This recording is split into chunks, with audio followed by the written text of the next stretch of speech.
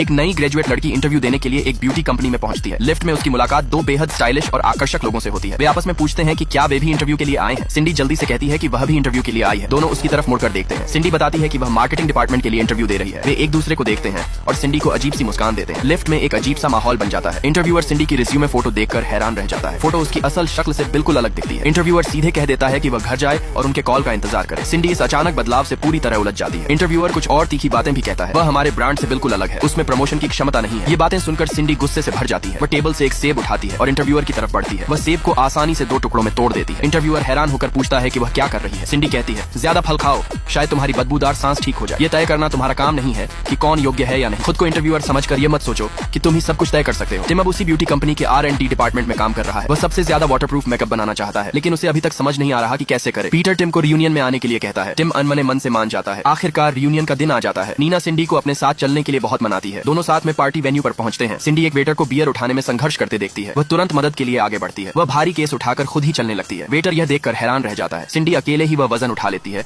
जिसे उठाने में दो लोगों को मेहनत लगती है। पास खड़ी एक लड़की भी यह देखकर दंग रह जाती है। इतने में टिम वहां पहुंच जाता है। वह सिंडी का हाई स्कूल क्रश है। सिंडी उसे देखकर छिपना चाहती है, लेकिन उसके क्लासमेट्स उसे छेड़ना शुरू कर देते हैं। वे सिंडी से कहते हैं कि वह अपने हाथों से बियर की बोतलें खोलकर दिखाए। सिंडी मना करती है, लेकिन सब लोग बहुत उत्साहित हैं। आखिरकार मजबूरी में वह बोतलें खोलने लगती हैं और सब लोग चीयर करते हैं। उसी समय टिम भी वहां आ जाता है। वह सिंडी को एक बोतल देता है। सिंडी मजबूरी में उसके लिए भी बोतल खोलती है, लेकिन तभी गड़बड़ हो जाती है। बियर अचानक उसके चेहरे पर छिटक जाती है। सब लोग चौंक जाते हैं। सिंडी अपने चेहरे से बियर पहुंचने लगती है। जैसे ही वह हाथ नीचे करती है, उसका सारा मेकअप खराब हो चुका होता है। सभी क्लासमेट्स उसके बारे में बातें करने लगते हैं। सिंडी को बेहद शर्मिंदगी महसूस होती है। टिम पास आकर ध्यान से उसे देखता है और फिर पूछता है कि क्या वह उसकी एक फोटो ले सकता है। सिंडी अजीब सा महसूस करते हुए हाँ कह देती है।